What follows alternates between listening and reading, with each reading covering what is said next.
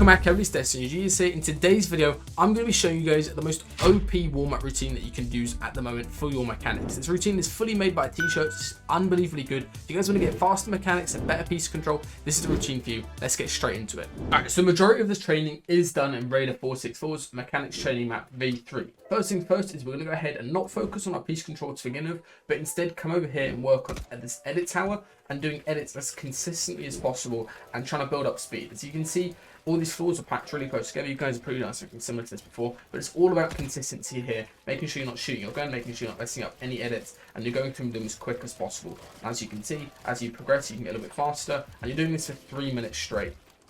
Alright, next up, after you've worked on your click timing and being as fast as possible, the next step is going to be doing this edit while moving, which is a really unique map. Basically, you get bumped back and forth, as you can see here, and you've got to practice doing edits from different angles in different situations. That's sort of similar to awkward edits you get in games. It's really good just for practicing where you want to be in the box while you're editing, as well as just being consistent with your edits and making sure your crosshair control is on point. I'd highly recommend going slow, trying to build up 100% consistency of edits, and then obviously as you get better at doing the consistent ones, you can go ahead and increase your speed. After you've gone ahead and worked on your edit timing, then you want to go ahead and start working on your piece control with these piece control tunnels. Do all of these 6 on the right over here, 8 times on each of them. So I've already done 1 and 2, but basically how you want to approach this is figure out what you've got to do. So in this scenario here, you've got to go ahead and do a protected side jump, and then do a high wall. And then as you come up here, there's going to always be a little orb, and you need to make sure that you don't just do an open edit like this, where the orb hypothetically could damage you. Instead, you would want to go ahead and do a cone slide and then a right and peek in that situation. As you go through here, just basically build up your speed, figure out where the orb is, hit a nice right hand peek, and then go ahead and continue editing on as you go forward.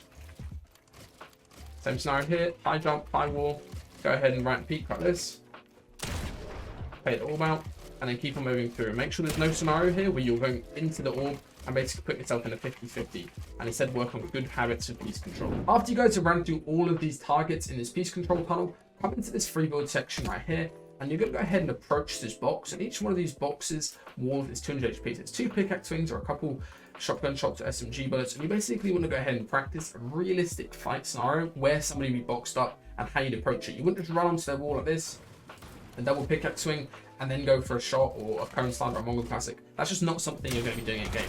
Instead, you want to go ahead and approach in a realistic fashion, cover your angles, approach like this, swing in the wall, maybe bait them out, and then go ahead and slide a cone in, and then make sure you hit a smart round peak. Again, remember this bot, as a realist person, could be running out at you, they could be going ahead and just waiting for a counter shot. You need to approach in a smart fashion, give yourself smart peaks, and take them out each time. And do this for about 5 minutes, and basically work on a whole load of different techniques that you can practice that you might be using in game.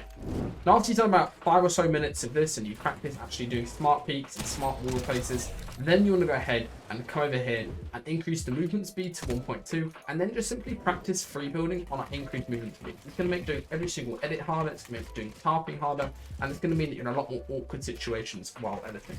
One key thing here is to make sure you don't just start running like sideways to slow yourself down, and instead try to put yourself in a faster situation as you go ahead and free build. Alright, after you've just gone ahead and done those 5 simple warm-ups on that mechanics training map, then you need to go ahead and start doing some aim training. I pretty much always recommend doing some type of aim warm-up. At the moment, I've been preferring to go ahead and do this headshot only box fighting, or what you can actually go ahead and do is this Surge Tags map if you want to practice your ARM, and there's a load of different 1v1 aim duels that you can do on the other Raiders map link below.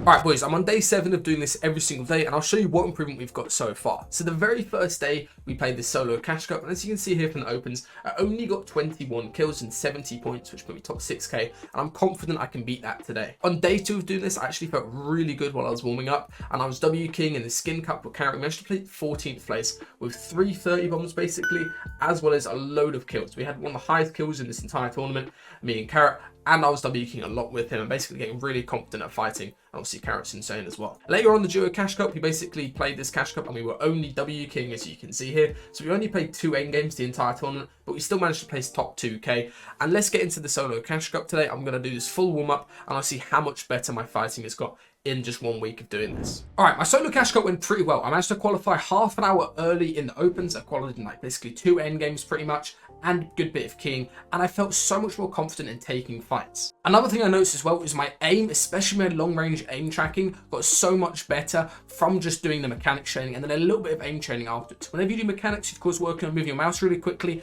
and working on being as quick as possible and as speedy as possible, but when you do the aim training after, it really balances it out. In the solo cash cup finals, I didn't have too much luck. I died like 3 times early game without getting a shotgun, pretty unfortunate, but we'll go again next week and I'll see how much improvement I get, and let me know what type of challenges and improvements you want me to see doing in these future weeks.